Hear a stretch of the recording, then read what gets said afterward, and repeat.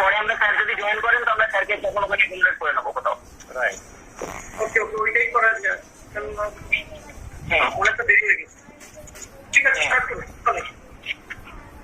So, a very good morning to all the participants and the dignitaries present over here. I welcome you all to this webinar organized by the Department of Political Science and in collaboration with the Bengal Institute of Political Studies of Kolkata. And I'm really glad to inform you all that within a span of 5 months, we are organizing international conference like this in collaboration with the Bengal Institute of Political Studies. So already as we are late, so I will not take more time.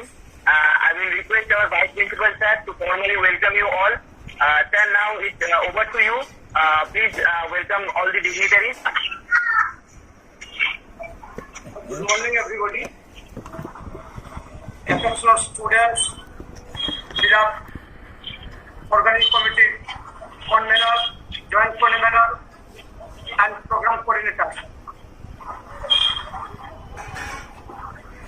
It is really a great pleasure and privilege to be present in the webinar organized by the Department of Political Science in collaboration with IQAC, Fellow Bidhan and BIPS.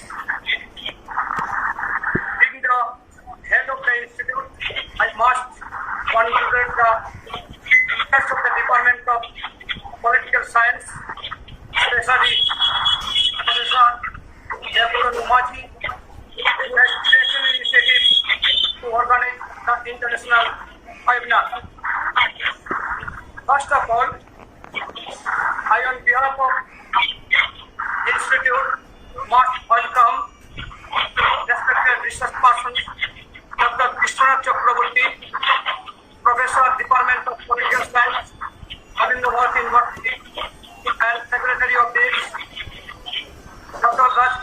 Kothari, Department of Political Science, Vidyasagar University, President of DIPS, Dr. Mohammad Shahidul Islam, Associate Professor, Department of Government and Political Science, Jahangir University, Bangladesh, and visiting scholar of University, Imam Muhammad Mahmoud, Chairman of Afghanistan Democratic Party Organization, Afghanistan, Professor R. Radhakrishnan, Professor Symbiosis Law School, Hyderabad, Dr. Arindam Rai, Assistant Professor, Department of Political Science, Harvard University. I'm immensely grateful as they have responded to our invitation despite their busy schedule. I convey my best wishes to our governing body president and all members of governing body for moral support to organize the international webinar. I clearly and frankly express my pleasure that we have got some highly energetic and enthusiastic faculty members, and they have been trying their level best to arrange various thought-provoking seminars on the virtual platform. I do hope that our participants would reap a sound harvest from the day's discussion. I firmly believe that the day's discussion will be interesting and encouraging.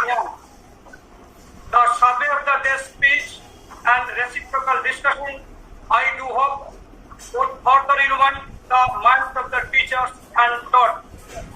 I wish a warm success of the day's webinar. Once again, thank you all.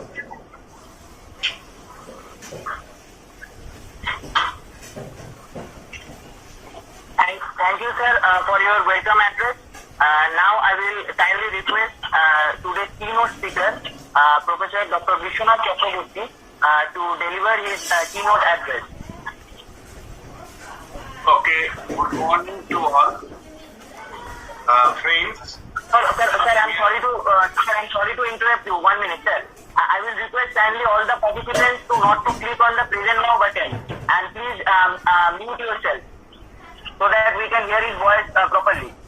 All are kindly requested to mute themselves and do not click on the present now button. Yes, sir, you can go ahead. Thank you, friends. We are already late behind 20 minutes. So, instead of my full lecture, I would like to present an outline of the theme before you. The members of the BIFs are really thankful to Dr. Sudipto Roy, Honorable Member, West Bengal Legislative Assembly, and President of the governing body, Bidhan Chandra College, to agree for this program with us. We are really thankful Dr. Ramesh Kaur, Vice Principal, Bidhan Chandra College, for his keen interest to undertake academic exercise with us.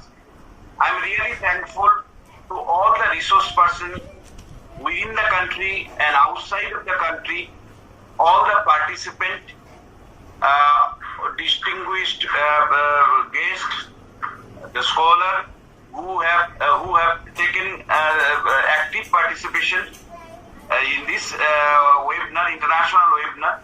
Friends,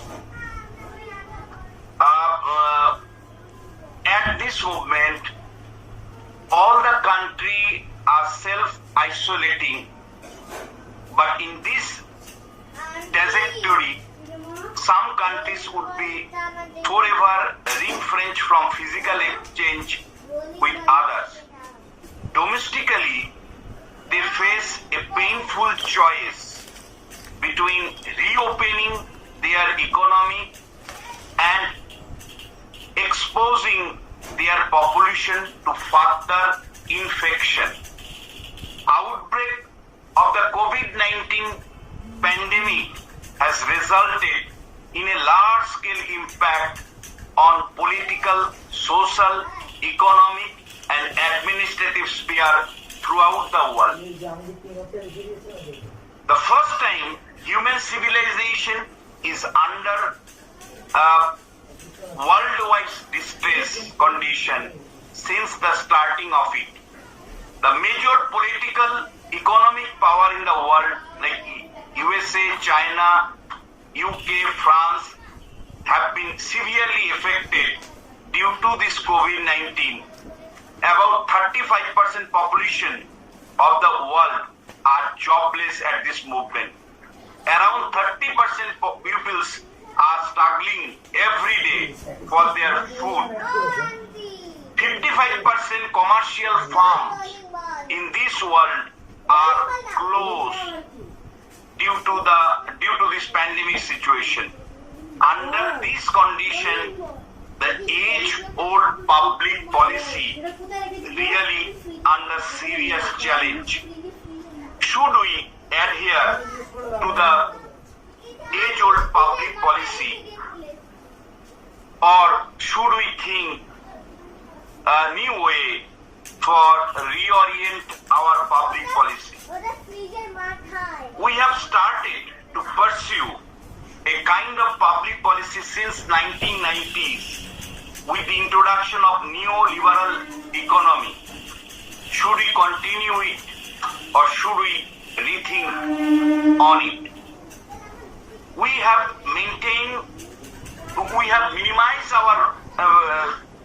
minimized the role of our state due to the introduction of neoliberal economy since 1990.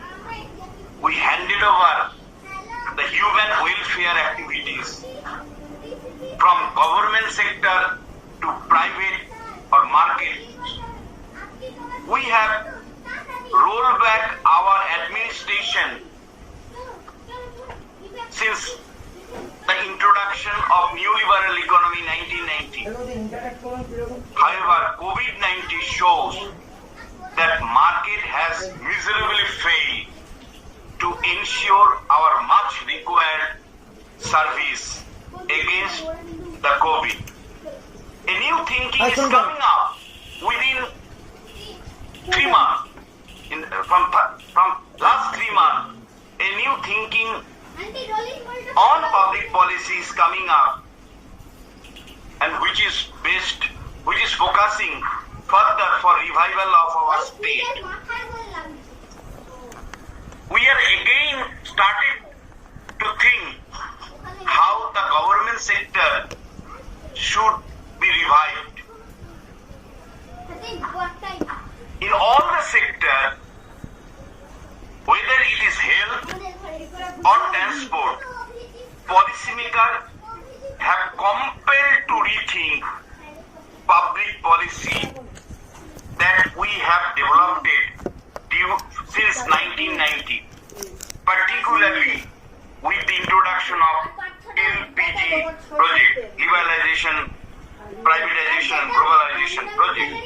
Public policy is going to shift its focus from different aspects. Within very limited span of time, the policymakers started to think new way, which actually trying to focus the shift its orientation from private to public, from absolute market control to expansion of government initiative to cope the crisis, from individualistic orientation of public policy to collective interest orientation of public policy, absolute clientelism to collective welfareism. The policymaker also started to think to shift the public policy from exclusion to financial inclusion aspect, from growth, economic growth to equity aspects. Friends, we should not forget that in day-to-day governance sector, a shift is also has been also observed. All of we know the governance. When we are providing governance, it includes the government, private sector, and civil society. The government and private sector providing service for citizens. But under the COVID situation, the citizen has also increased responsibility towards government and private sector. The 8 principles are under 8. The accountability, transparency, responsiveness, equitability, inclusiveness, consensus, participation, rule of law, efficiency, all the 8 principles of the government are getting new shape, a new way to cope the new situation. Say for instance, public participation. It is impossible for us to participate in decision-making process, physically presence there. So, public debate, virtual participation is getting new shape in participation criteria of governance. Under good governance, all of we know that accountability is much more important. Under COVID situation, the vertical accountability is much more important. Why vertical accountability is much more important? Because under this crisis, the civil society should engage directly, may not be physically, but mentally and psychologically. So, civil society should participate more actively, psychologically, mentally in everyday crisis. But at the same time, the horizontal accountability, public accountability from one institution to another institution should be also given priority. Under this situation, the consensus orientation is very important. Throughout the world, all the national government, all the provincial government are trying to make a kind of consensus to fight against the COVID or pandemic situation. The again question whether this consensus should be democratic way or should be based on democratic principle, or it should come under the dictatorialship like China. So there are so many aspects that are going to get new shape under good governance. Say for instance, in efficiency, previously, particularly since 1990, we considered efficiency not in terms of equity, but under the COVID situation, the policymakers should consider efficiency under the concept, under the terms of equity. Friends, despite difference in the policy introduced in different countries and sometimes within same countries, response to COVID-19 has involved action by all level of government and other public bodies and agencies, especially those responsible for health, civil protection, education, social issues. It has also rested on the frontline role of local authorities as those who are closest to citizens and their needs. The effectiveness of the response to the COVID-19 emergency greatly depends on the level of coordination and cooperation between the different actors involved. It also depends on the active participation of civil society as regard not only the respect of the confinement measures but also the direct involvement in voluntary work aimed at sustaining the response effort. It is crucial for response to COVID-19 to comply with fundamental principle of democracy. The compliance with standard of good democratic governance as set out in the 12th principle of good democratic governance is equally important to ensure, but definitely under the situation, the principle are getting the new shape, new direction, new way. As a researcher, as a student of public administration, it is our responsibility to understand the changing character of the principle of the good governance. As a researcher, as a teacher of the public administration, it is our responsibility to understand the dynamics of changing of the principles of the good governance. Hope within few hours, our experts in this international webinar, they will highlight this matter. They will discuss how the different policy are getting new shape under the pandemic situation, how the different principles of good governance are getting new shape under the pandemic situation. I think through this seminar we will come to the conclusion a new look of good governance, a new look of public policy. Our participant, particularly the research scholar, the young teacher, will be benefited from the lecture will be delivered by the different resource person, not only in India, also from abroad. With these few words, I would like to stop here.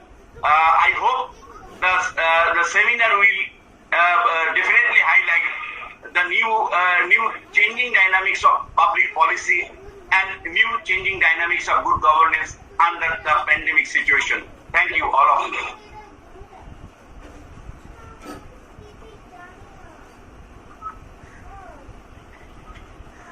Thank you, sir, for your wonderful keynote address. So now we'll start our panel discussion. So before that, sir, Dr. Sudipta Roy, our Honorable President of our governing body and MLA of Srirampur, sir has joined us. So, sir, welcome to this program. And sir was supposed to give us the inaugural speech, but due to some technical issues, he faced some difficulties to join us. So, sir has now joined us. So, sir, kindly I will request you to say a few words regarding today's webinar.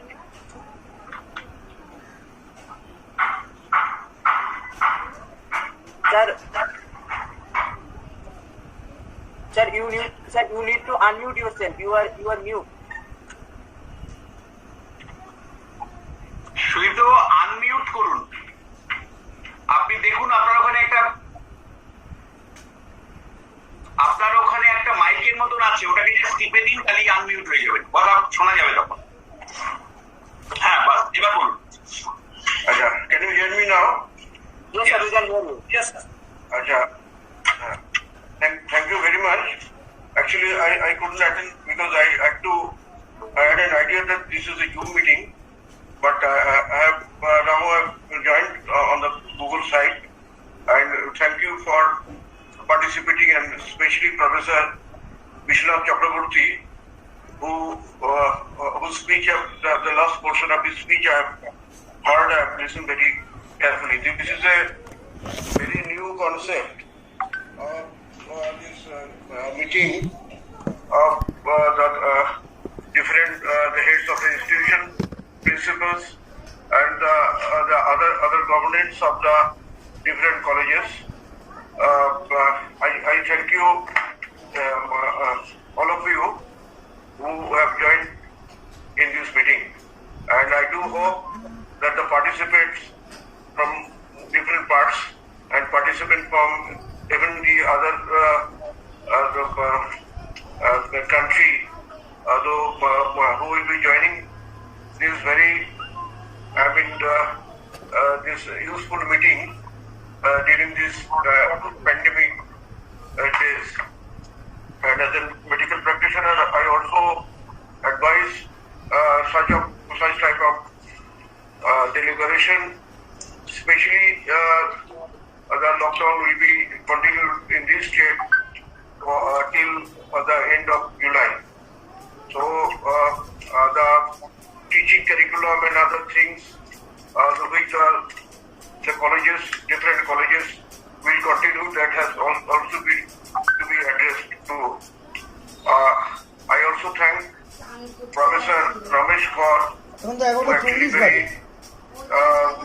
keen to organize such type of this meeting, Google meeting in the Rishra Mokosar town of West Bengal. And all of you know that the Bidhan Roy College has become a very, this important college in my constituency. And the students, they are also having their teaching very well.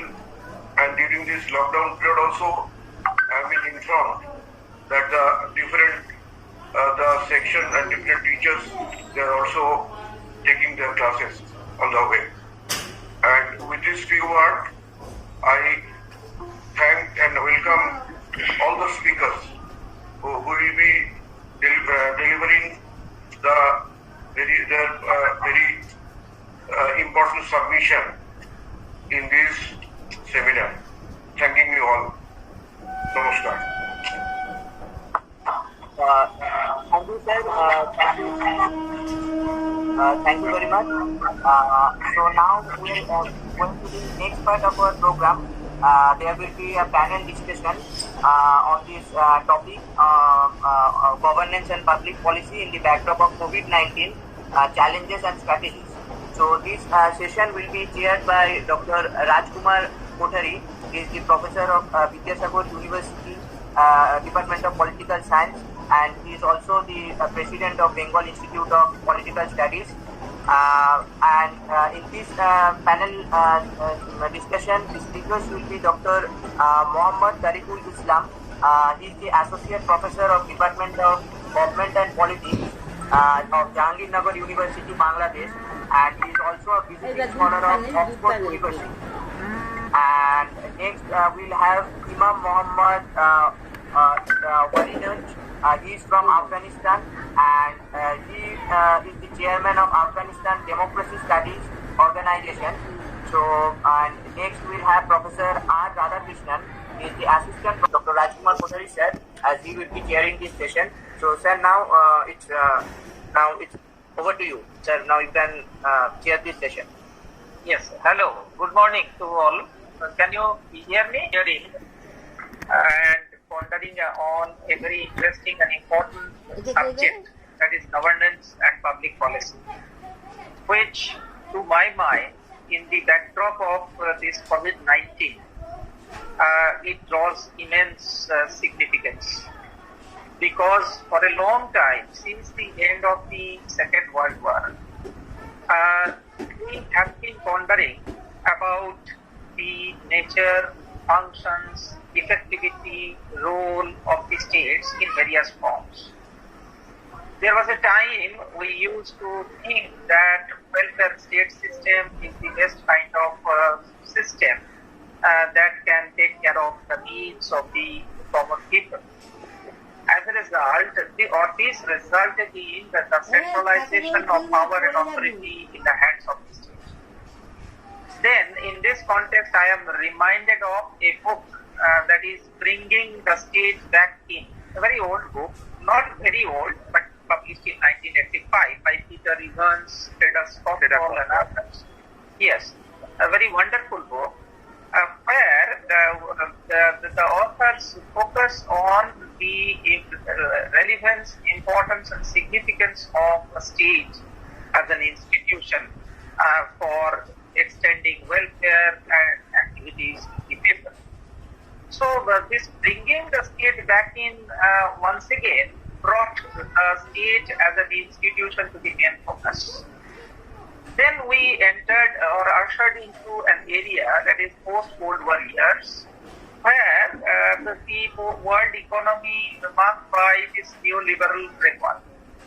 And under this neoliberal framework, we have witnessed the gradually or increasingly the role of the state is becoming sidelined, and in its place, the neoliberal economic framework, what I call the Baylis and Smith in the globalization of world politics, so we call it a hyper-globalized world. So what I'm trying to say is that conceptually, from state-centric model to neoliberal framework to hyper-globalist kind of framework, we were about to move forward in that particular direction, and amidst this COVID-19 pandemic, this happened. So this, to my mind, has once again changed the entire focus of the role, functions, effectivity of the state system, which has been very nicely and very simplified by Professor Rishra in the inaugural address, where he has very rightly emphasized on the fact that do we need to strengthen the authority of the state to fight this COVID-19 pandemic and this kind of scenario in the future. So, relating to the role of the state, there comes the question of public policy, because unless the state is strengthened enough, the effectivity of the public policy or the outcome of public policy is not according to our vision. What I'm trying to say is that to have a greater output, we need to have, in the backdrop of COVID-19 pandemic, a very effective state, and strong state, slightly moving one step backward from the neoliberal framework sort of economy. So this is the kind of scenario in which today the Bidhan Chandra College, Rishra, has organized this particular webinar, and I really happy to see that a galaxy of luminaries, participants, speakers from various parts within and outside the country are present over here. And the president of the college, whom I had the opportunity to meet last year at the Department of College itself, I found him a very erudite scholar as well as a very dedicated and thought with as a public representative, and he has been taking care of his college very nicely. So I thank the president of the college, and then at the same time I should thank the principal, vice principal of the college for taking initiative and allowing this program, because already Professor Krishnath and the principal sir had stated in the morning session that there has been a memorandum of understanding between the college and the Bengal Institute of Political Studies for holding seminars, symposiums, workshops, and this is part of that. So, without taking much time, we would like to move into the business session.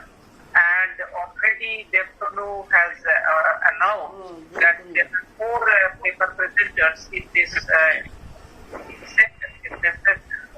And I would request one of the paper presenters to stick to the time schedule. At maximum, they should stretch up to 20 minutes. So between a range of 15 to 20 minutes, they should be able to make their presentation, so that at the end of the presentation, we will have ample time for question and answer session and making observations, if anything. So, with this, I would invite and call upon the first speaker of this business session, Dr.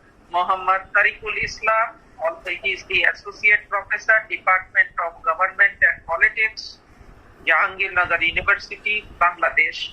He is also the visiting scholar at Oxford University. So over to Tariqul Islam, please. Thank you so much. Can you listen to me? Yes. Good afternoon. Thank you, sir, for chairing the session. Let me give a special thanks to the keynote speaker, Professor Chakraborty. The kind of impression has given me and influenced me a bit to talk more today, Rishra. Great honor and privilege for me to join this important virtual conference for a distinguished scholar and expert are joining. Talking on governance and public policies in the context of Bangladesh, with the spread of COVID, is important to articulate for a reference point for other countries in South Asia to take forward what example we are doing, particularly the government, and bad example what should not be repeated in the country like the South Asian countries. So I'll present my insight mostly based on my papers pertaining to COVID-19 issues of policies and governance, mostly published in the English dailies like in Bangladesh, South Asia Monitor in New Delhi, Kathmandu-based English dailies, then National University of Singapore, London School of Economics, South Asia blog, and Cambridge Human Movement blog. Probably I have written so far 15 articles, mostly for the English dailies pertaining to COVID-19 over the last 3 months. So based on my paper, what I have worked out, I'll take 15 to 20 minutes to wrap up my presentation with particular focus in Bangladesh, how governance and public policies are working. As we know, the novel coronavirus, COVID, which appeared first in Wuhan, China in December 2019, has spread all over the world in less than 3 months. Very unfortunate. The rapidity of spread is stunning. The fear of infection and possible death has disrupted life and livelihood in a major way all over the world.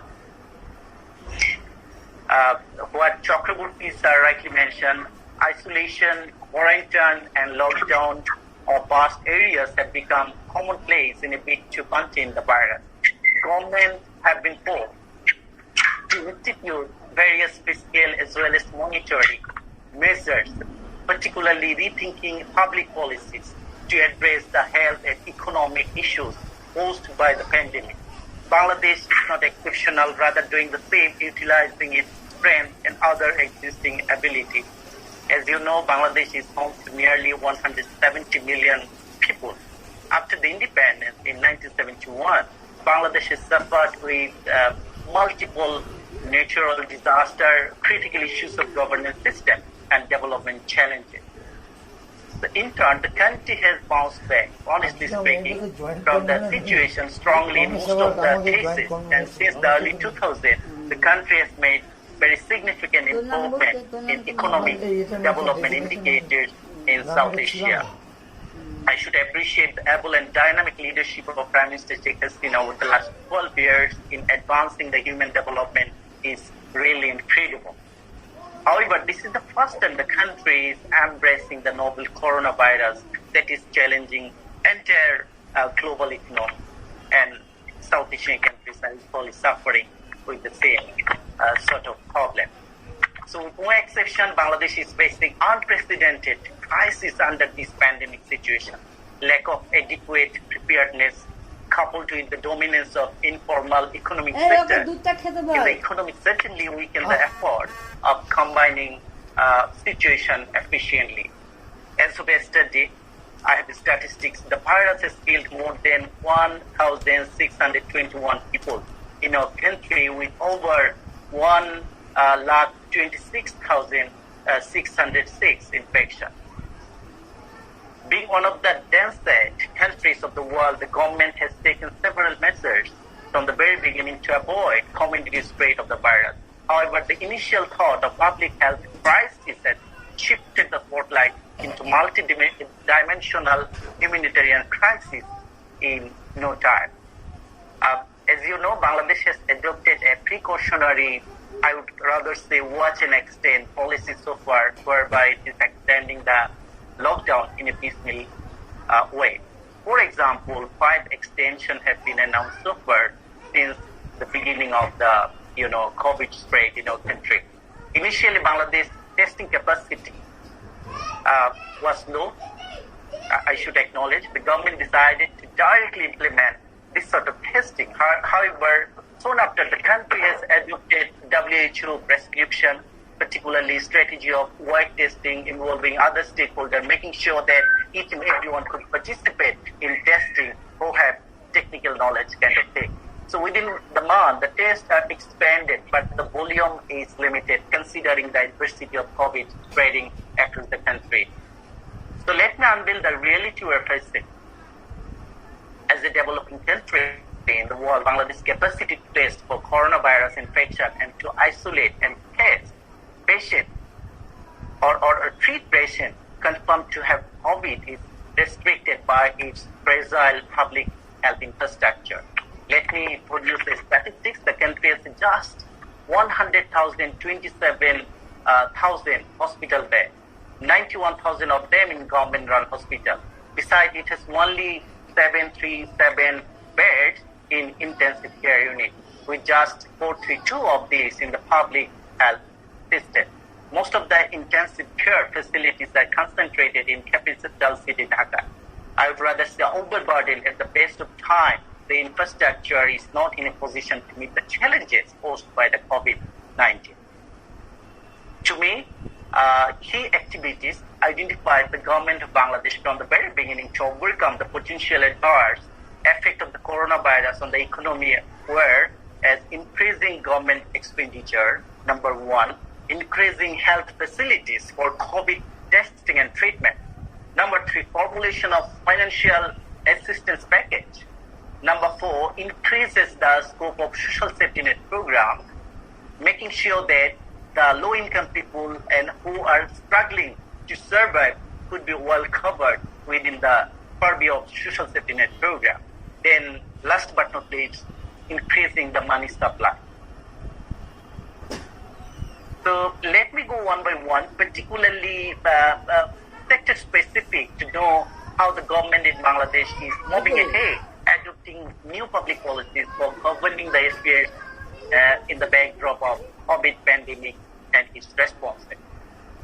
So it will come first, health, the first and foremost sector is critically facing challenges at the moment of time. So you know that a national committee headed by the Honorable Minister for Health and Family Welfare was formed initially to take necessary steps to the prevention and control of coronavirus. Committees also formed simultaneously covering city corporation, municipality, district, sub-district like Upazila in our country, then union level, the lowest tier of the local government. Specific hospitals have been set in Dhaka for coronavirus patients, treat them properly. Hospitals are being prepared at the same time. Separate beds have been provided for coronavirus patients in Dhaka and other Upazila and district level hospital at the same time. In addition to government hospital, a significant number of private sector hospitals are equally involved in the treatment of coronavirus. On an emergency basis, 2,000 doctors and 5,000 nurses have been recruited by the government, making sure that they could take part in COVID, healthcare services. They have started working. Additionally, 2,000 doctors and 3,000 health technicians are in pipeline to be on board. So, physicians and nurses, at the same time health workers, are treating coronavirus infected patients from the front now, ignoring resource constraints as we have as the country of third world, as the country of developing nation. I sincerely appreciate and salute for them to serve at the critical time of health in our country. So in order to make sure that, doctor, nurses, health workers, field administration officials, member of law enforcing agencies, and member of the armed forces, border guard Bangladesh, would participate in maintaining social distance and providing, relief support to the poorest of the poor across the country. Special insurance coverage have been provided, have been announced from the very beginning by the Honorable Prime Minister in our country. So let me talk about economy, how, it is being suffered or will suffer in coming days. As soon as the lockdown and the health strategy were put into effect, the socio-economic challenge of poor losing livelihood became visible.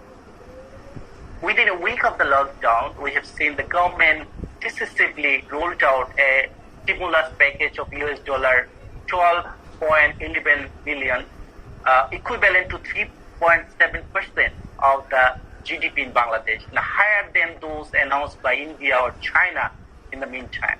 The package was catered towards employment retention, especially in the low-income bracket.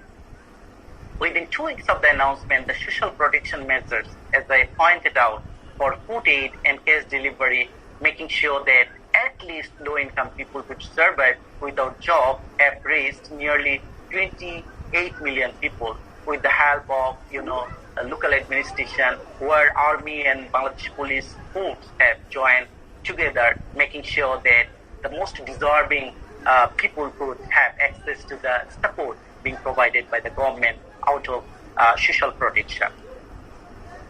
Let me go on the top, leadership in governance. I must say, without having able leadership, you can't proceed with good governance and making sure that public policy will be in place to tackle the unprecedented challenge posed by the COVID-19. Prime Minister Sheikh Hasina, she has been first and foremost, with the role as chief panic diffuser, I would rather say. She conducts national level, calls with local frontline workers almost every day.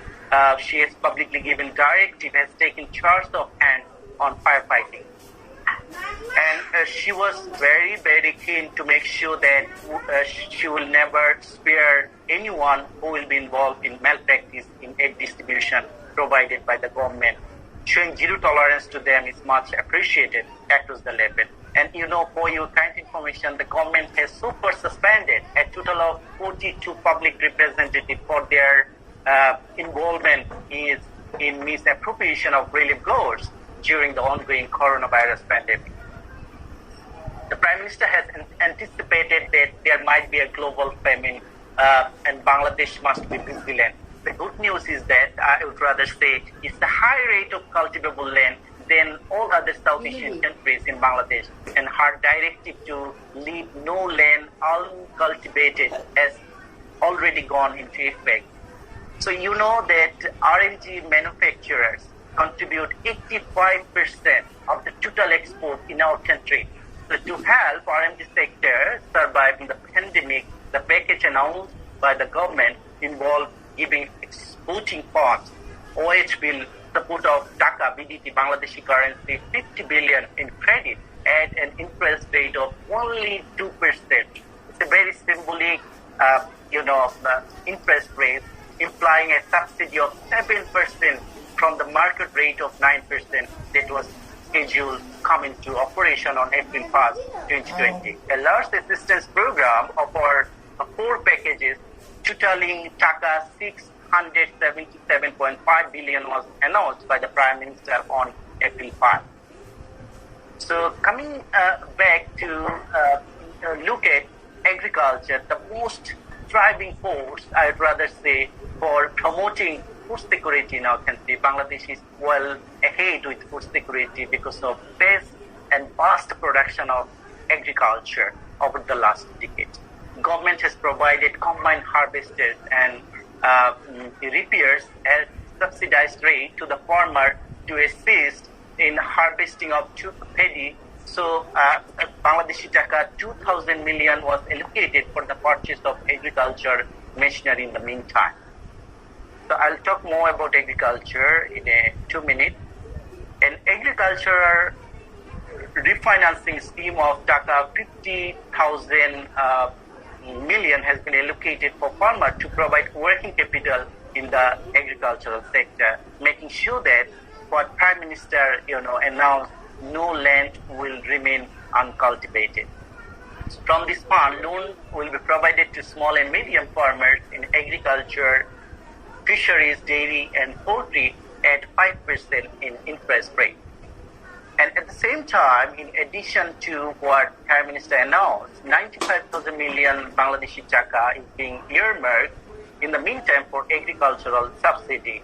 Another refinancing scheme, also Taka 30,000 million, has been taken for low-income farmers and small traders, making sure they could equally competently participate in life and livelihood, regenerate their income at the same time. So we need to think about youth, policy for employment opportunities. Prime Minister, particularly the government of Bangladesh, didn't, forget to think about more investment for employment opportunities in post-COVID response, with a view to creating a job for the youth and expatriate siblings who have lost their job in the meantime. A total of Taka 20,000 million has been allocated to different, local-based banking sector. For example, Village Savings Bank, Employment Bank, Expatriate Welfare Bank, and Poldi Kormo Shoyak Foundation, IQAC. So coming to the context of education, because it is surely disrupted in our country, particularly people and students and teachers were not used to go on online classes and many more things.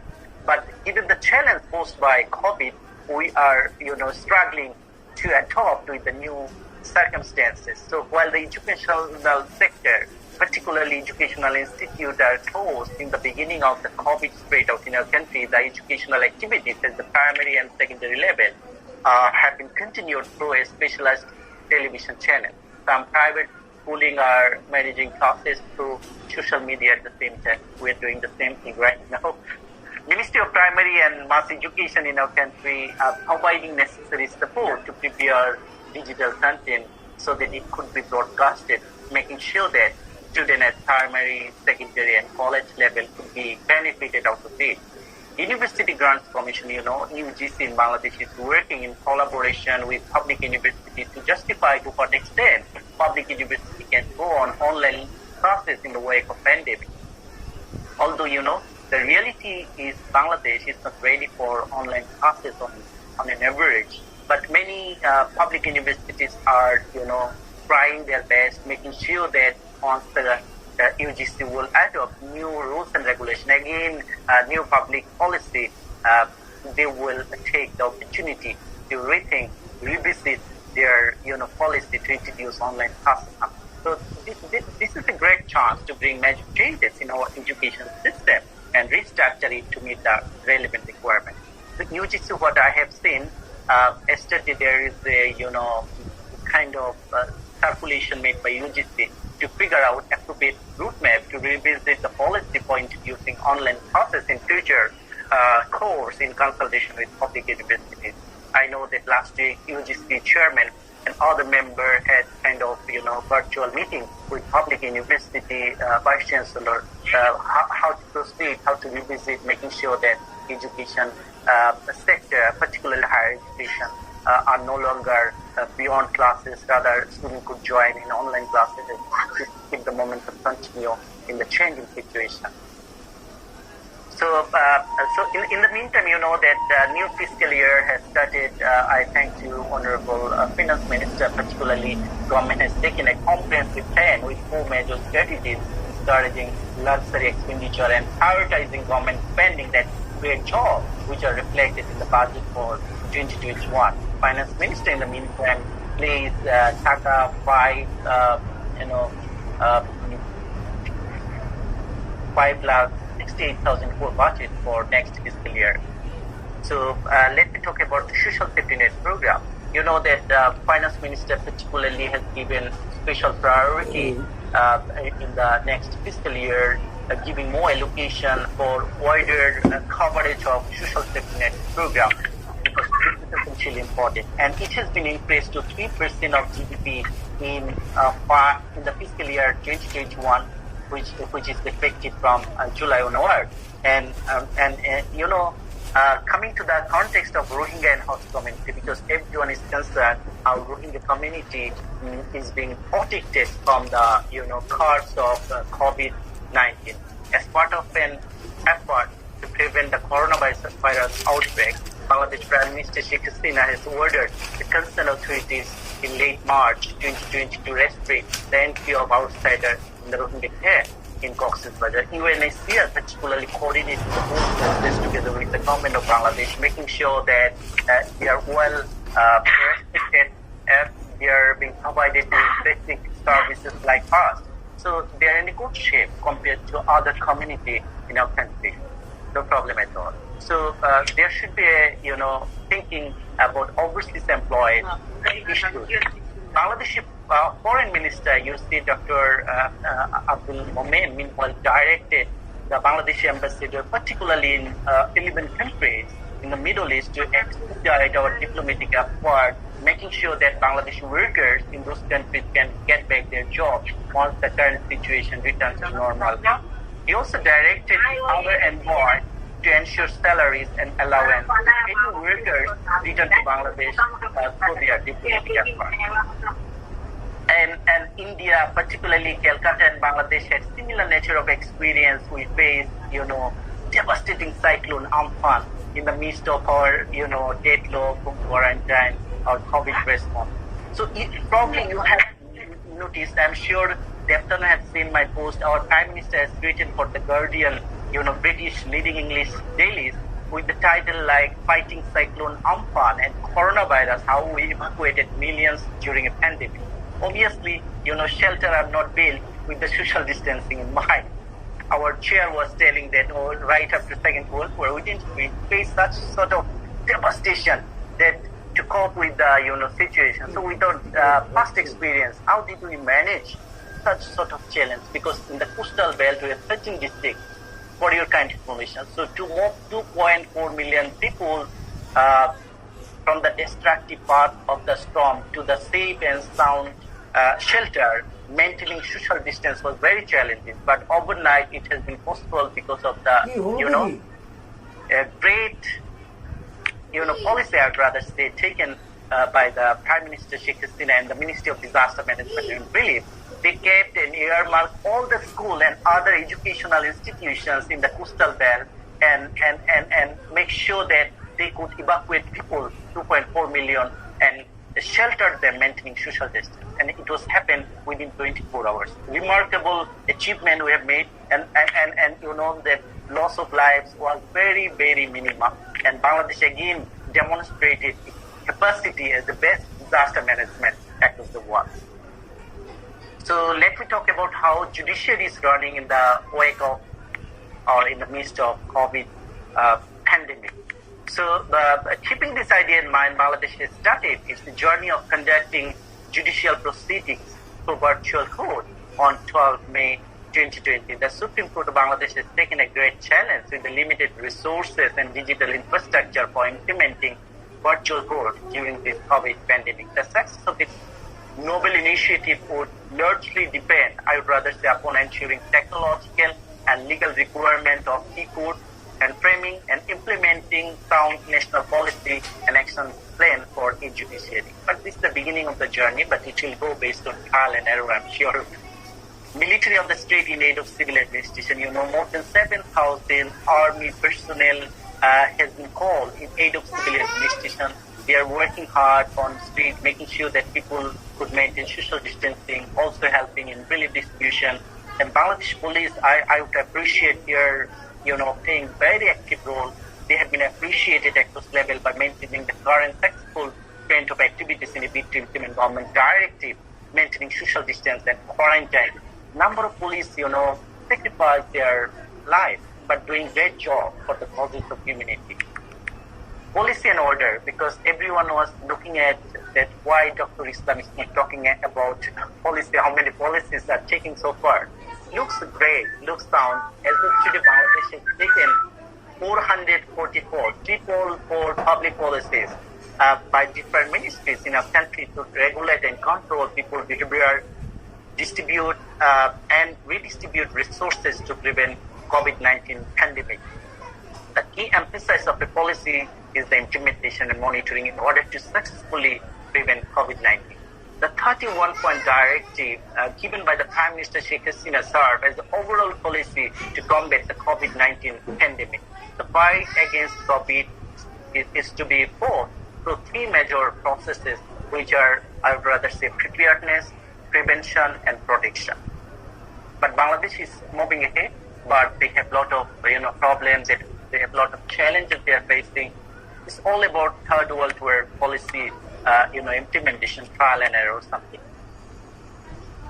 So future outlook and uncertainty and reality. I'm coming to the end of my, presentation highlighting Bangladesh work in public policy and governance to combat the pandemic. According to the IMF, the real GDP growth of Bangladesh is projected to decline to 2% in the fiscal year 2019 and 20, driven by falling ready-made garments export, lower private investment growth, and wider disruption due to the COVID-19. This statistic doesn't look promising as the massive task of assisting citizens to bounce back into new shape. Employment opportunities should be created after the pandemic is over. Government is trying, they're investing on, R&D sector to revitalize. They're investing on agriculture, another major area of employment opportunities. They're investing on small and medium enterprise, SME sector. They also, announced a lot of packages to cover many more, major sector through which massive employment are generated. So, and at the same time, apart from investing for economic growth, employment generation, continuing social distance should be the obligatory procedure. You never know when it comes to end. Assisting the farmers should be the priority, as I mentioned to you earlier. Continued during and after the pandemic, and it is critical to introduce an acceptable physical distance in the public transportation system. I would say over the last couple of weeks, what I have seen, you have seen for media, patients are running from one hospital to another hospital. It looks bad, finding no admission on time. Life has been at risk. Public and private hospital and clinics should be kept open and should be made patient-friendly, at the same time service-oriented. Close monitoring is must. I would rather place a humble request to think of joint force deployment in front of all the public and private hospitals, apart from vigilant team on the top, to make sure that patients with COVID or other diseases would get timely response with proper care. This is the demand of time, and this is the demand of general people from the core of the heart to the government of Bangladesh. I'm sure many government officials, policymakers will listen to me right after this conversation is over. It will be posted on Facebook and social media. So I humbly request that it should be ensured without any delay. As of now, reasonable option are to use more testing, accurate tracing and isolation. Contact tracing application can be a viable strategy in public policy, which is being tested already in many countries, including Europe. Bangladesh must cooperate with countries like UK, Germany, USA, and global ICT organizations like Google, Apple, who are working on this tracing app so that Bangladesh can be an early user. I would rather say public-private partnership, what our keynote speaker rightly pointed out, that there should be... May I request you to conclude? Yeah. Thank you, sir. You can take a minute and come. Yeah. Thank you so much. Public-private partnership at the same time is essence to get the momentum forward, making sure that all the stakeholders, multi-stakeholder, donor community, they should treat it as a humanitarian crisis. I would rather say they should work together, joining their hands, working shoulder to shoulder to spread COVID as soon as possible, making sure that we can work together, keeping in mind that it's kind of natural disaster, more than natural disaster. So at the end of my conversation, pandemic, it is offering us to rethink our development strategies, governance strategies, our public policy strategies, recognizing our policies, reorganizing our policies, and preparing for future approach ahead of time to safeguard the people and human rights. But Chatterjee and everyone is thinking ahead that we have to reorganize, reshuffle, reset our total, thinking in creating policy, making sure that in post-COVID, how it would survive with new policies, new governance, making sure that nobody will face such sort of health hazard in future. Moreover, the lesson we have learned from the pandemic may encourage all of the citizens to think critically and act in a collaborative fashion to ensure safety for all. Last but not least, global governance and partnership essentially important. What my Prime Minister initially, joined video conference with His Excellency Modi, Prime Minister of India, because she wanted to initiate that regional kind of funding under the purview of SAR. And at the same time, Prime Minister also, had discussion with Global Economic Forum, and she also joined in UK vaccine conference. She deliberately was telling that global partnership, global governance is essentially important to combat this sort of, war, this sort of crisis we are facing. But I should thank the organizer, particularly Devtanu and the chair of the session, the Honorable President of, Bengal Institute of Political Studies, inviting me to speak. Last but not least, I would rather say that this is the time for the academia to think bridging gap between theory and practice. We need to articulate our policy discourse, making sure that it could be reached out to the policymaker who will think through in coming days or in post COVID pandemic, how to reshape, how to reshuffle all the public policies for the betterment of the society, for the betterment of the state. Thank you so much for listening. Thank you, Dr. Tariqul Islam. Wide canvas you have covered as far as governance and public policy in respect of Bangladesh is concerned. And in your presentation, you have touched upon many important points. That is unprecedented crisis the government of Bangladesh and the country Bidhan has been facing in the backdrop of COVID-19 pandemic, and how yes, it has been, the government has been trying to get rid of this unprecedented crisis, despite the fact that you have highlighted, rightly so, being a third world country, inadequate infrastructure, and so on and so forth. And I am really happy to hear from you that 3.7% that is special package that has been announced by the government of Bangladesh to fight this COVID-19 pandemic. You have touched upon one important point, that is the South Asian initiative. Our Prime Minister Narendra Modi speaking to Sheikh Hasina and other South Asian, reaching out to other South Asian leaders. But to my mind, that is a collective approach, not only on the part of Bangladesh, but as a whole South Asian country. This is missing. This should have been strengthened to a greater extent to fight this kind of unprecedented crisis. And one point at the end of the all presentation, if you wish to comment, that is evidence injustice. These days, some economists in India are advocating about the importance of the development of industrialization based on your agricultural needs. So how far or to what extent Bangladesh has been contemplating on that particular front, if you can focus on. And I am also, you have also very rightly focused on the another important point, that is more investment to generate employment is required. But a country like Bangladesh, particularly in the backdrop of this kind of crisis, I am doubtful that how much or to what extent they can focus on food security issue, employment generation issue. All these are burning challenges, not only for Bangladesh, but in most of countries around the globe. Right. So, to my mind, again, collective approach, global approach, as well as regional approach would have a very good alternative. Thank you, Dr. Islam, for your wonderful presentation. He is the chairman of Afghanistan Democracy Studies Organization in Afghanistan.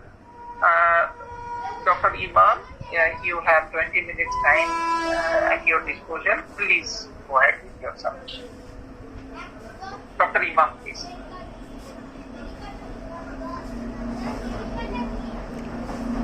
Can you hear me, Dr. Imam?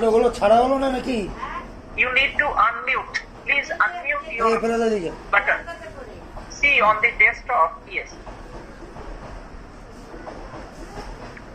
Yes. Hello, everybody. Welcome to the station. Thank you, Mr. Dr. Rajkumar. I may have some highlights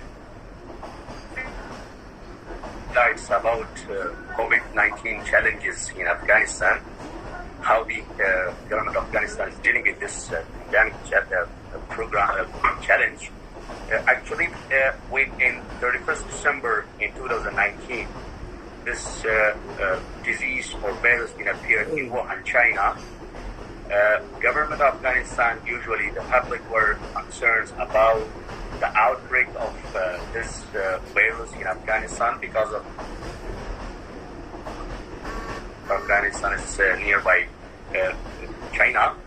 But we do not receive or been infected by this virus from China. But in 24th February in 2020, a 35-year-old man who came from Iran was infected, and this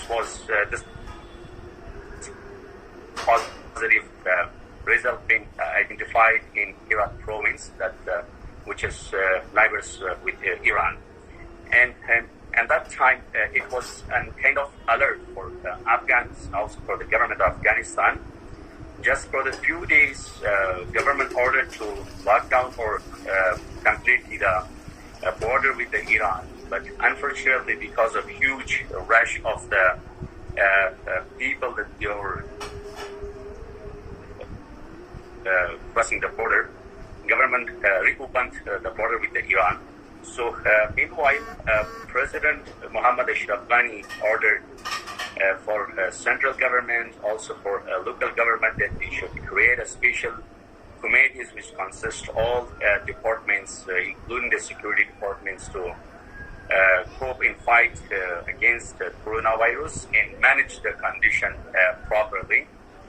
Also, government allocated from national budget about $15 million in the beginning, then distributed this amount based on population for every provinces in 34 provinces. But beside that, also government took an action that should be a kind of more precaution in order in some big cities should be locked down, not all parts of the government. But when that infections rise, also that rate was rising, so government ordered that all the country-wide should be that the lockdown should be implemented. Unfortunately, the common sense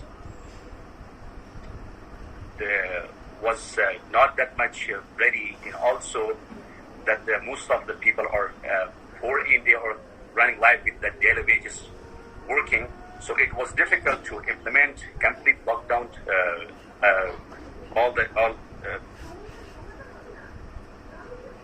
in country. So therefore, it was difficult for the government, especially for the security forces, to implement the law completely. But the positive thing was that between there was a kind of coordination between government and also civil society organization, and also with some with business related people. They came up and they tried to support the vulnerable people and poor people for providing some basic needs for the needy people across the country. And there was came the joint awareness program. So we've seen a lot of thousands of people voluntarily gave trying to inform the public through the social media and other facilities that they should aware the people and stay safe in how to protect themselves from the COVID-19 virus. But because of some other kind of challenges, it was difficult for especially for the government, for the public, because of when the COVID virus came up or rising daily. At that time, the government of Afghanistan, and also in the public, they were in the middle of the political uncertainties and also with security challenges because of we were in the middle of the election dispute issues, challenges, and also peace talks with the opposition of the government happening at the same time. So the third challenge that fighting with the COVID-19 was also a kind of big challenge for the government. Security and election challenges and also COVID-19. These three challenges created a huge kind of problem, or especially from psychological perspectives, affected all around the country, the people.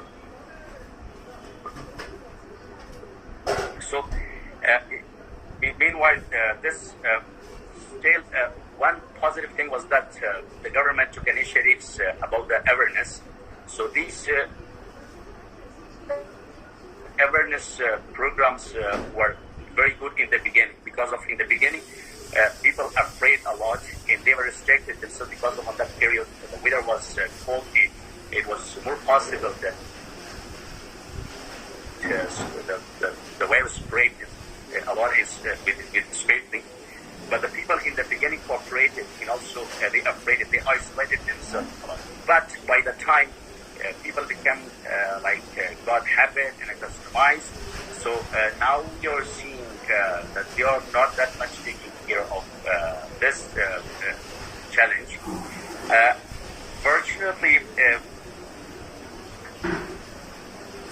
government did took action, called on the world, especially some other countries like India, China, and also Turkey, some other places, countries to receive some assistance kits for the COVID-19, and also some donor communities. They promised about $700 million for the government of Afghanistan to fight with COVID-19 issues. But besides, we are seeing some special hospitals for the COVID-19 being created by the government, and also other some business men. They also supported, and they allocated a little bit amounts. Also, the place that they had, they offered for the isolations with COVID-19 who should be in quarantine, special quarantine. So they offered, but with all a kind of cooperation between the government, between the public, especially who has higher educated people, and also especially with the civil activists, but the controlling down all people, especially common people, especially in the rural areas, this was very difficult. So at the moment, the official statistics shows there's more than 30,000 people been affected with the coronavirus here in the country, in Afghanistan, and we have 675 deaths from this disease, and also about 10,124 people been recovered or being treated. They got back the health, and now they joined this family. But now, but in the real, some also that not official statistics shows there is a lot of mortalities in also people. A lot of people lost their lives. In a few days ago, the governor of Kabul claimed and millions of people been affected by this virus, but because of lack of facilities for testing the COVID-19, the people also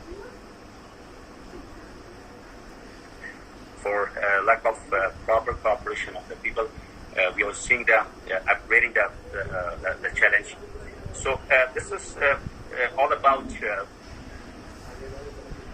the current situation, COVID-19 problems in Afghanistan. Also, we are being witness of some news that they are claiming that some misuse of facilities or funds from the COVID-19. So, unfortunately, still, if we look in the social media, the daily there's announcement of the funerals, and also the people or families losing their family members, the loved ones. So this is still a kind of challenge, but people just they are taking easy with this, especially as much as we were expecting that they should comply or work with government, and also to the rules for the social distance. Unfortunately, we've not seen, especially meanwhile, there all the big institutions like universities, schools are being locked down, or also gathering for the wedding parties like this has been also not allowing by the government. But we are seeing some secret gatherings, some secret political gatherings, also some programs. So this is happening still now. So if we look the official statistics, we can say still it is manageable. But if we look at some comments by the experts, some comments by some officials that they are expressing by anonymity, so it is very a kind of dangerous condition. Maybe could be a million people being affected by this virus. And also there is kind of public opinion is that so because of low level of usually the identity in the fragile of like health system and a kind of immunity of body with this kind of could support or could be a kind of positive moral, but we are witnessing that especially a lot of the older people, they are losing their lives. So this is still a kind of big challenge in country. And also if we compare this with Pakistan, still has about 3,000, more than 900 deaths in from this virus. And also for Pakistan is just about 19 deaths. And also Iran is 9,996 deaths from coronavirus.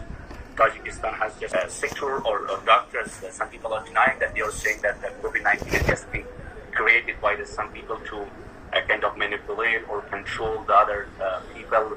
So just sometimes they're giving a kind of other kind of reasons that maybe some countries will develop a new vaccine and then they will do a lot of big business from this vaccine. So also a kind of people said it's a shame to express that I got coronavirus. So also we seen some people they've been infected by the coronavirus, but they hidden this sickness from their own family members, and they were thinking that they will repatriate us or could be they will oust us from the house. All these things. There is also with all kind of situation, we are also optimistic and also we are still worried about this because of some doctors say that by getting the hot, the warm, the weather, so the impact of the virus will be very loose, not that much strong. So now the weather is getting hot also in Afghanistan. In the other side, that the lack of public cooperation, they're becoming a kind of unnecessary to become brave, that not taking care of the series of the instruction by the health sector and also by other people, so infecting a lot of people. So this is still a kind of more kind of challenge, but we never been witnessed that the government used force and also so the kind of control properly. It was difficult because of government itself with some big challenges in the country because of especially the war. War is happening, and we've been witnessed more than 13 hospitals being under attacked by the opposition of the government, and also they restricted the people to reach the hospitals. In especially they avoided some assistance for the COVID-19 infected people across the country. So these news being published by the big medias, and also this is concerns being raised by the United Nations in Afghanistan. So they claim that both sides, especially the opposition, the opposition of the government, they are not working properly. May I request you to end your presentation, please? Yeah. A minute. Yes, sir. Thank you. This is still we are in the middle of the challenge, so still the people need the support, and also we are expecting that the government should take some measures, and also by getting some good advice or support from the regional countries. So there should be a kind of common cooperation, especially the South Asian countries. They should work together and come up a kind of solution to this disease. Thank you, sir. Yes, thank you, Dr. Imam Muhammad Warino. Very interesting presentation on Afghanistan, that how Afghanistan has been trying to fight against the COVID-19 pandemic, and you have essentially highlighted, presented the ground reality rather of Afghanistan, that how the government has been trying its best to deal with the kind of situation that is unprecedented. And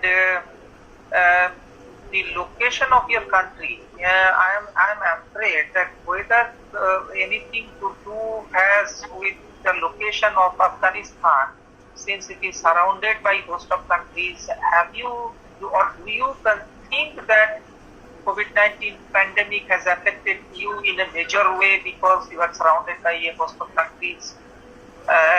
Because in India's case, the advantage is we are surrounded on three sides by seas. So this is one observation and comment in respect of your presentation. And secondly, you have also talked, like the former speaker, about the need to develop a comprehensive, regional comprehensive approach, which to my mind is very important, very significant. But again, much to our dismay, till date, South Asia region or SAARC in particular has not done much as far as this COVID-19 pandemic is concerned.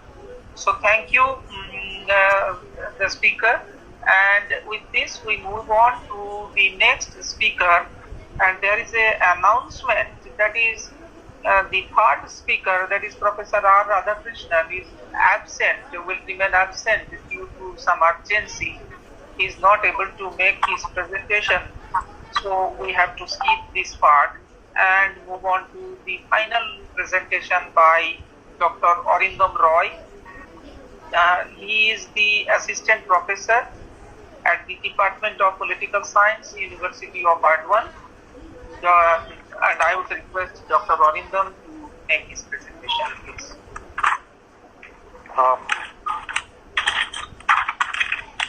So shall I present, sir? Am I audible? Yes, very good. Thank you, sir.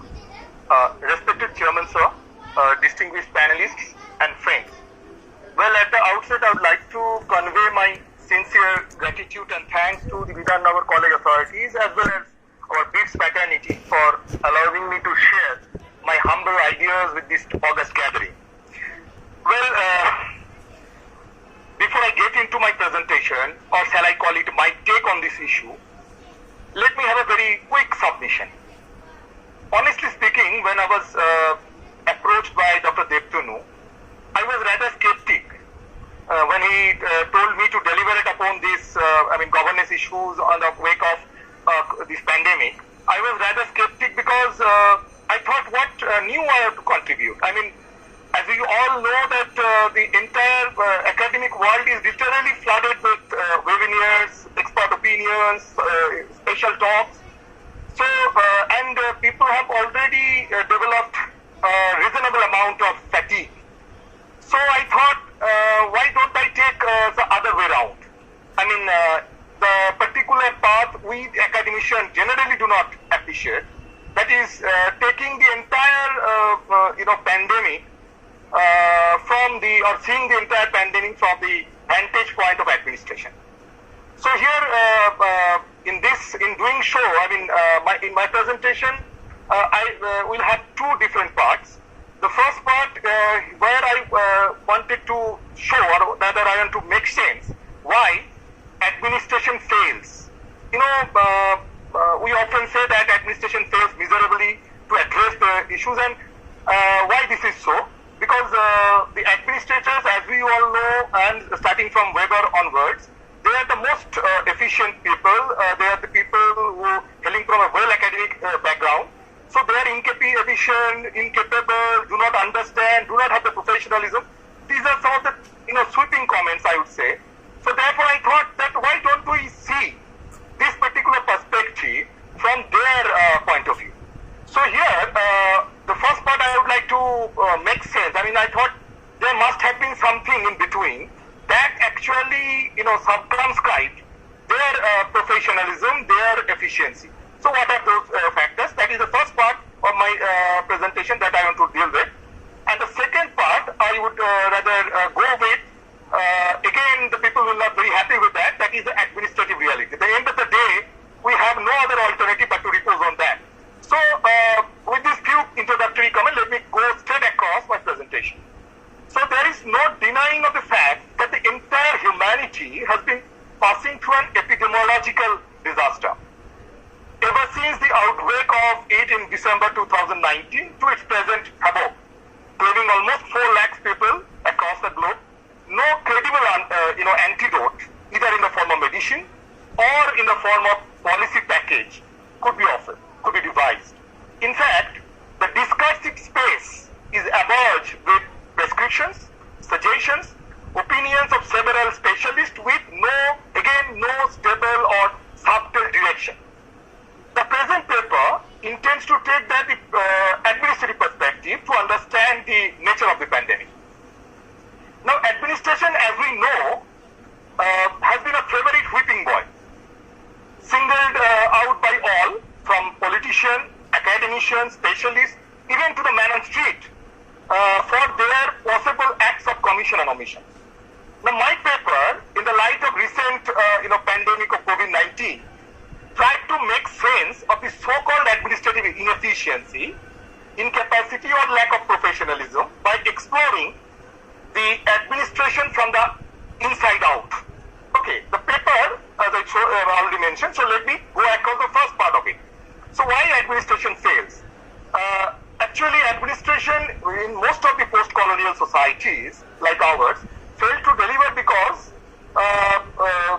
they have to work under several challenges, whom I call the trade-offs. Here in my presentation, I have identified almost 5 such trade-offs where administration actually caught in, and their efficiency is terribly circumscribed because of these trade-offs.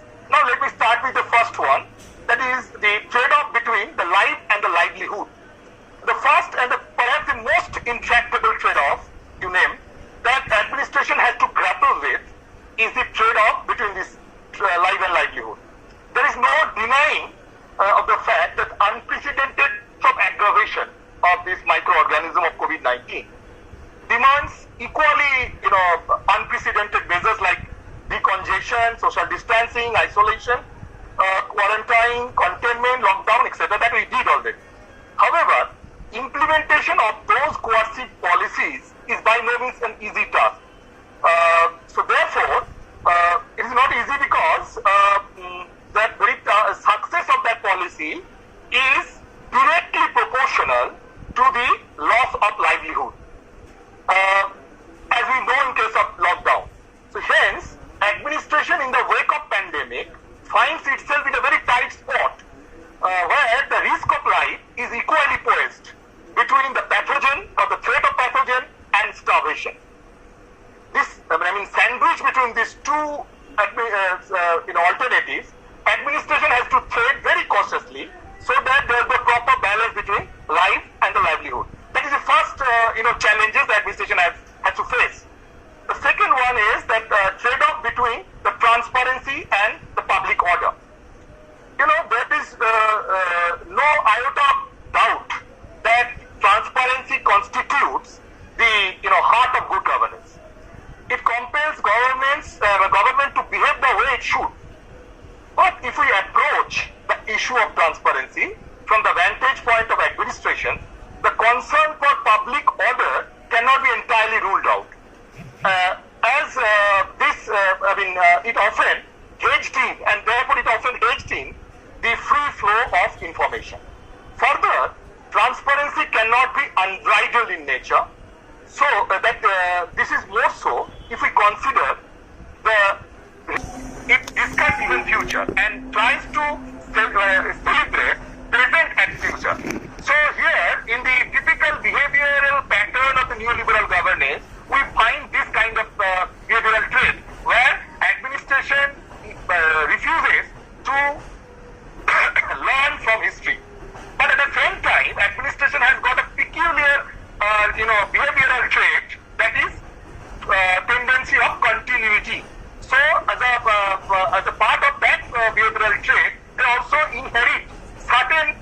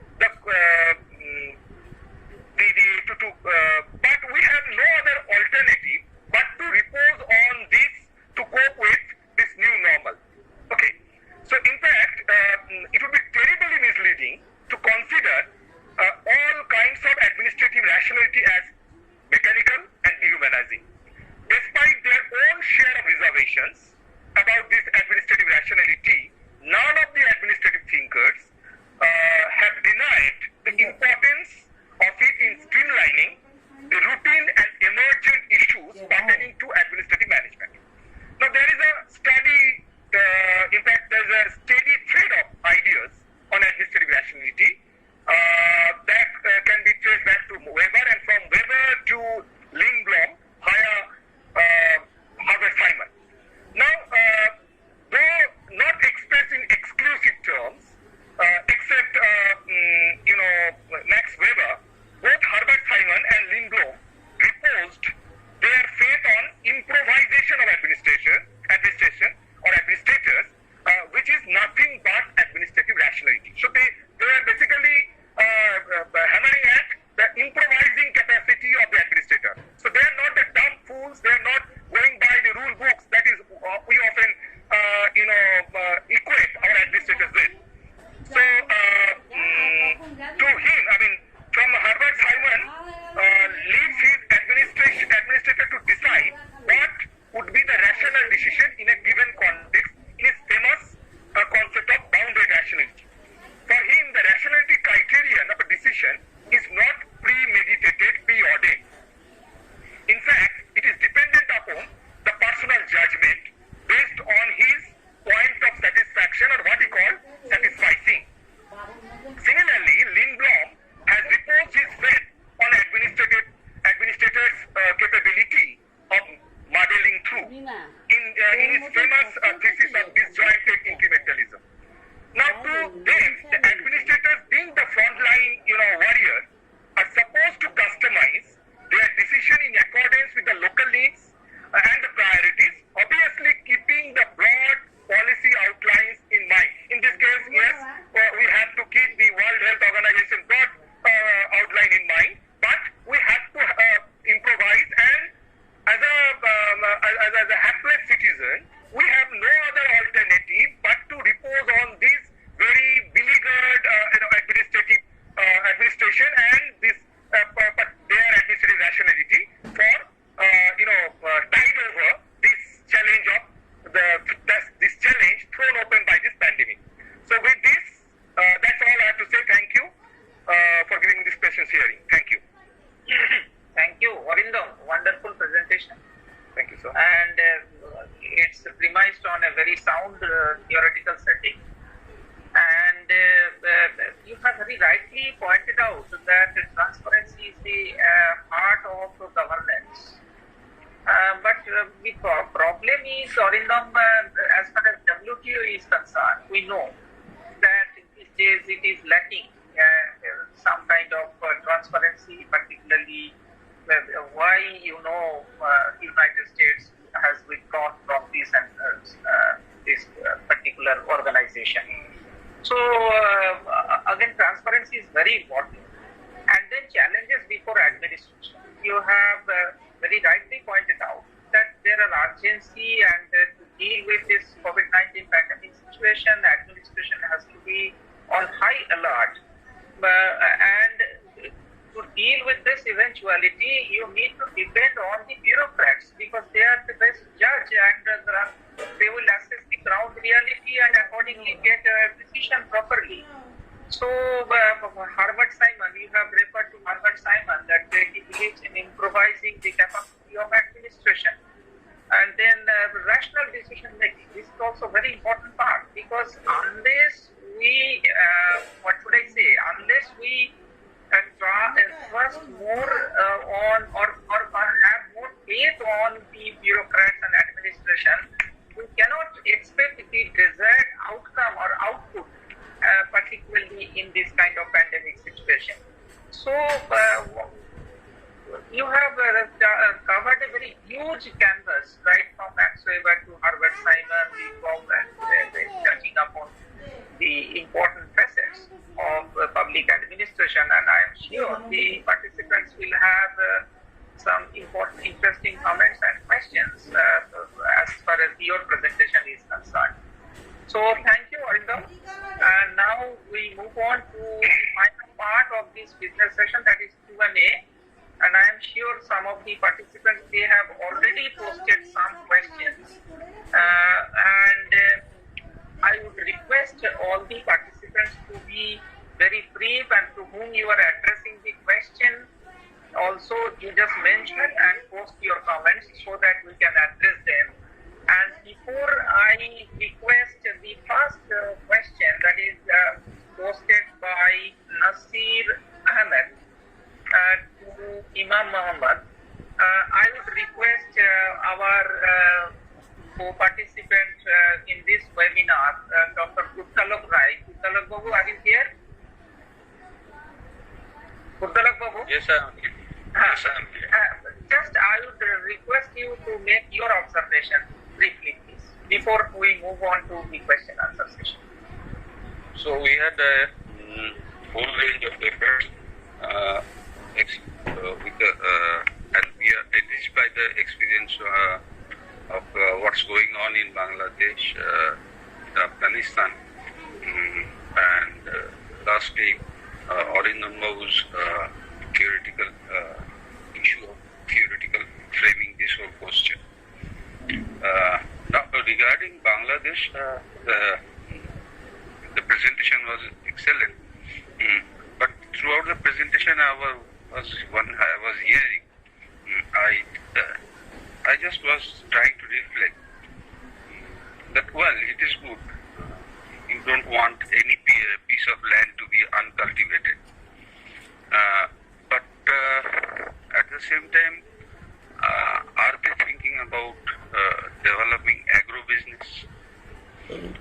Secondly, Bangladesh was having a lot of turmoil in terms of the war of independence issue and war criminals. So that was another point that is Bangladesh having. Afghanistan is in a big dilemma in the sense that, and it was also reflected in the speaker's speech, that it's a war-prone country, and so he also said that the basic health structure and other things are lacking. But I can't understand the psychology of the Afghan people, what our respected speaker said. They try to hide infection out of shyness, or rather they feel it as a sin. That is a new kind of psychological aspect of this infection. Coming to Arindam's presentation, he tried to put the whole issue in a theoretical structure.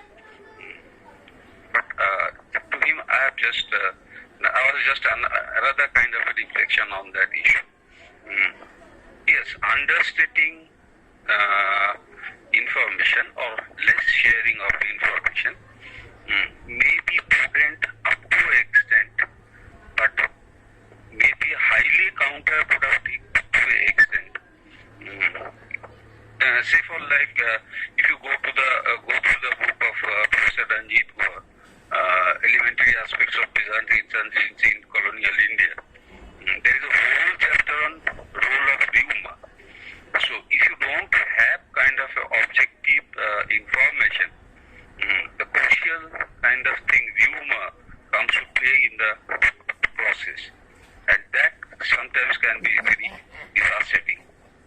Overall, all the deliberations were excellent, and I think most of the participants liked it, and they have been enriched by their presentations. Thank you.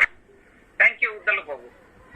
So I would request Dr. Tariqul Islam first, since he was the first speaker of this session. Tariqul, you are there? Am I audible, Tariqul? Sir, he is having some network issues, so I think at the moment he is not with us. Okay. So Nasir Ahmed, you can has posted a question addressed to Imam Muhammad. Can you see Dr. Imam? The question that is posted on at 12:48 p.m. Just see the question, and if you want to address that.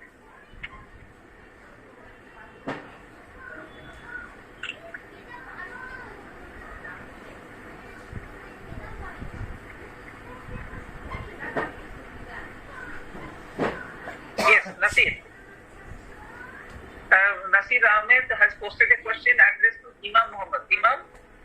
Yes, sir, but I can see the question. So, what will be the question, unfortunately? Okay. Question. It's a comment, perhaps. Though Afghanistan is a war-torn country and is among the poorest countries in the world, do you think that the present government led by Abdul Ghani is able to combat the COVID-19 situation amid Taliban attack?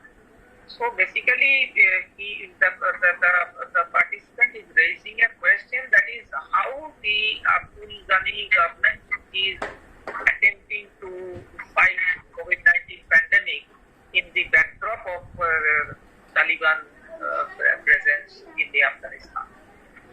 I mean, the participant is trying to say or raise a very important and interesting part, that is there are a lot of challenges already for the Abdul Ghani government, and this COVID-19 is another new challenge. So how the action is going? Yes, sir. I know. As I mentioned that during the COVID-19 or coronavirus challenge, we already Afghanistan, especially the government of Ghani, had two other major challenges. One was about the challenge which been raised for election results, disputes, issues. The second was about the peace process. So this was a very difficult and critical time for all Afghans, especially for the Mr. Ghani's government. But despite all these things, the COVID-19 challenges, it is not just belongs to the government. So what we see, it is a kind of national challenge. It affects every people. So there was a kind of harmony between the public sector, between the government, between the civil society organization, even in business-related departments. So there was a kind of cooperation between the government and between the people to support, to kind of come up with a solution. So unfortunately, I agree that there is a lot of challenges, especially the fragile system of the healthcare, and also insecurity, which is very important, that fails every attempt for positive change in Afghanistan. So therefore, we are still have concerns how the government can cope this challenge. Meanwhile, about the Taliban in the peace, still the negotiation is going on. Maybe there are some news, could be next week there will be intra-Afghan talks will start between the Taliban in Afghanistan government, could be in Doha, Qatar.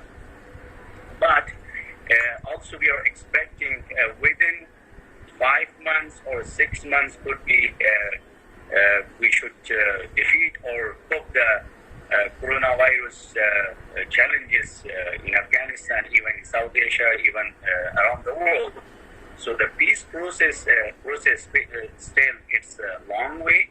So we are not much sure that we come up with very rapid or quick solution that government in Taliban find proper in short week, because there's a lot of issues that should be discussed, and there's a lot of things should be exchanged between government and opposition.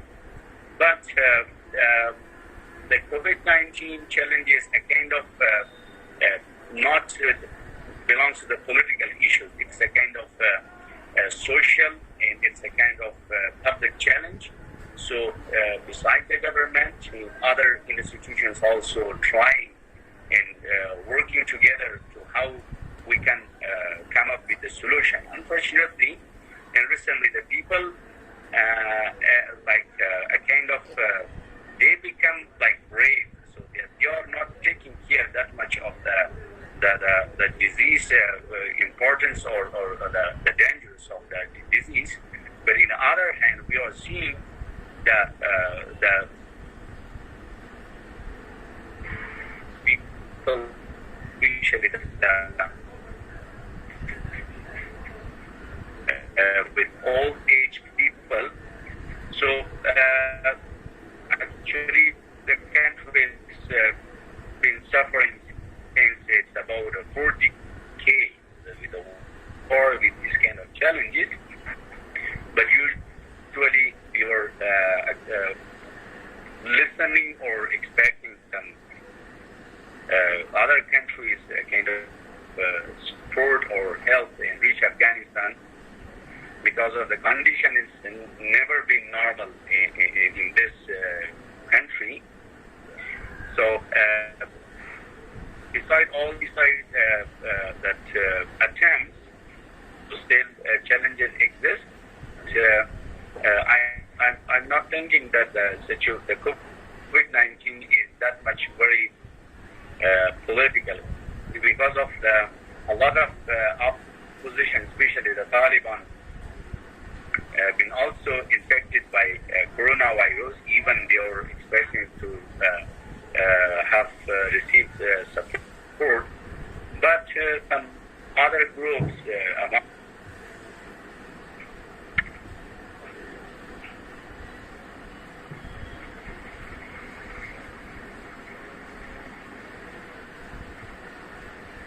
Hello. Yes, sir. Am I audible? Yeah. Dr. Imam Muhammad, there is another question by Ghulam Mir Rahman that I have two questions. Do you think that the statistics COVID-19 infected cases are reported is correct? If it is not correct, how to trust the government to combat against COVID-19 cases? What is your take on that? Actually, the statistics are official, so we have to rely on official statistics about the fatalities, about infections, in all these things. So we cannot say something out of official statistics. But meanwhile, when we see the fragile system of the health system, and also the lack of facilities for the testing in to cover all infected people, and also a kind of social challenges, social paradigm that the people are not visiting the hospitals because of they are thinking this is a kind of shame based on kind of socially based on culturally it's not good if someone is because this was infected by the coronavirus. So also we see unofficial reports, concerns. I agree with Mr. Rahmani that there is still a huge challenge. There could be the mortalities be a lot of by this disease, but in anyhow, we also should quote from the government also. We cannot say that the government is totally different, but what the government has, or what are the facilities exist, and what they tested based on them on tests, based on them projects, they are giving reports. But especially the people that they are covering, especially the people being tested and covered by them projects or facilities, they are giving such a report, the government. But those people are not referring to the hospitals. They've been out of the coverage of support or treatment of the government. Definitely, there is huge concerns exist. The statistics could be very high. Thank you. Before I request Dr. Arindam to respond, is there Pradipto? Pradipto, are you there? Devashish or Pradipto, any one of them present in this webinar? Okay, Arindam, go ahead, please. Thank you, Dr. Professor Rai.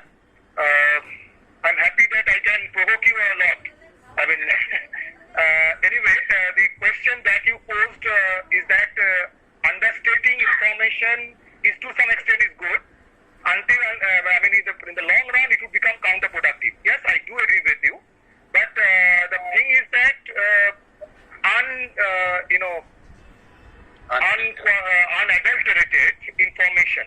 whom do you rely for? I mean, if we are living in an era of post-truth, their information is very badly, molded, constructed, concocted.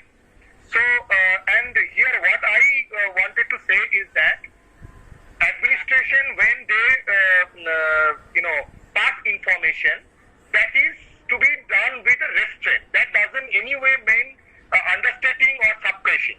Okay, but sometimes if you just, explode those information as it happens, the way the breaking news kind of thing, that would create a lot of, hysteria among the people, and that would create kind of a law and order problem at the same time. That is first thing. And the second thing, if you just take an example of the present COVID scenario and the kind of, hue and cry regarding the information, that if we just pinpoint, if we allow our media person to pinpoint those areas, like look, these areas where people got infected, these are the areas where people, fall prey to these kind of diseases, then there will be kind of a social stigma. People refuse to take, either agricultural producers or other producers that, that is coming from that particular area. The people refuse to take that, and that would create a kind of the situation even goes out of hand. I mean, it would create a food crisis of sorts. So, what I mean here is that there should be a cautious approach. The administration should, make a should create a kind of a balance between these two. On the one hand, the unadulterated information should be checked, rechecked, and then it would be allowed to be disseminated, so that would not create. And you mentioned about the rumor mongering. The rumor mongering doesn't happen only in case of understating of the information. That could happen in case of overstating or allowed to have the breaking news of sort things. So therefore, what I wanted to mean is that there should be some sort of a check here. And again, there is, unfortunately, we do not have a particular organization whose information is sacrosanct. We must have to keep this in your mind that we are living in the era of post-truth. So, keeping this all in mind, I have mentioned this kind of statement. Thank you, sir. Thank you, sir. Yes, thank you, Arindam. So, friends, three very important and interesting presentations made in this business session, and some questions and observations have been made. And on behalf of the Bengal Institute of Political Studies as well as Bidhan Chandra College, Rishra, I thank all the three distinguished paper presenters for making their presentation and updating us, particularly the situation that is in Bangladesh, prevailing in Bangladesh, situation prevailing in Afghanistan, and then Arindam, of course, spoke from the theoretical standpoint. So I once again thank each one of the speakers, as well as thank the college administration for giving me this opportunity to chair this session, and wish that in future also, since we have a memorandum of understanding with the college, we will have definitely some more programs on the office. Thank you, and over to Devtonu. Yeah, thank you, sir, for chairing this session, and I'm also thankful to all the speakers who have been with us. We got Dr. Tariqul Islam, we have got Dr. Imam Muhammad, and of course our very beloved Dr. Arindam Roy. So thanks to all of you for joining us today. And besides that, I would like to thank the students of my department who has been very much enthusiastic to organize, to help me to organize this kind of event. I especially thank to the two coordinators, Zamima Parveen and Suresh Murthy, for all their hard work for the last couple of days. I also thank Bengal Institute of Political Studies for always helping us to organize such kind of programs. Especially I thank Dr. Vishwanath Chakraborty, the Secretary of Bengal Institute of Political Studies, and Professor Dr. Rajkumar Kothari, the President of Bengal Institute of Political Studies, and besides all the members of BEAT for joining us. I also thank the Joint Secretary of Bengal Institute of Political Studies, Dr. Devashish Nandi, he for encouraging us to organize such kind of programs, and also to Professor Pradipto Mukherjee, the Treasurer of Bengal Institute of Political Studies, and all the executive members of BEAT. And I missed one name, Dr. Uddalok Roy, the Vice President of Bengal Institute of Political Studies. Thank you, sir, for being with us for the 3 hours. Dipton, there is an announcement. So, friends, can just you can if you share the state seminar with Howrah Girls College, no? Yes, sir. Sir, actually, we will have to make two announcements. One is that we are continuing that Emerging Scholar Meet. So this Saturday we will be organizing that program. And the date of the Howrah College, sir, 1 minute. I am just telling you. 30th, yeah. It's 30th June. So, sir, do you want to say something? Yeah, I would like to say, friends, if all of you know that Bengal Institute of Political Studies has been organizing this type of webinar lecture series, Young Scholar Series, from last 3 months. And the Young Scholar Series will go. We are going to organize this time also on Saturday. So please attend this lecture series on every Saturday. That will be delivered by our PhD scholar, young research teacher from different parts of India and also abroad. Apart from that, this type of joint endeavor, we are also started since lockdown. So this time on 30th of this month of June, we are going to organize a joint seminar with Howrah Girls College. The topic is governance in the context of COVID crisis, and that will be all the information will be available in our website as well as in our WhatsApp group. May I request all the participants who are now today, please contact either with Pradipto or the coordinator from Howrah Girls College, Sarvani Ghosh. And I'm expecting that the young scholar will also participate on 38th seminar, and that will be organized at from 4 to 6 o'clock afternoon. Just now. Yeah. So, and in that Thanksgiving note, I would like to add another 2 names without whom this program would have not been possible. That is our Vice Principal, Sir, Dr. Ramesh Kaur. He has been very much, he has encouraged us for arranging this kind of program, and he has been very supportive throughout. And besides that, as you all know, that we are having a memorandum of understanding. So with Bengal Institute of Political Studies, so in future also we'll be looking for this kind of partnership, and we hope that this partnership will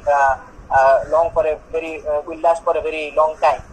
And I would also like to thank our president of our governing body, Dr. Sudipto Roy. He has, amidst of his busy schedule, he has joined us today, and he has delivered the. He was supposed to deliver the inaugural speech, but somehow he could not deliver that. But afterwards, he has joined us and delivered his speech. So I am thankful to him also for always being encouraging us to arrange this kind of program. So with this, today we will end our program.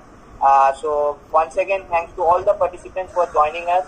And I will kindly request the participants to fill the feedback form that has already been, we have already provided the link in this chat box also. And in the WhatsApp group that we have created previously, there also the feedback form has been provided. So you just need to fill that feedback form for getting a certificate, and the certificates will be provided to you all within 1 week of time. Okay. So thank you very much for getting the certificate, and the certificate will be provided to you all within 1 week of time. Okay. So with this, we are ending today. Thank you all.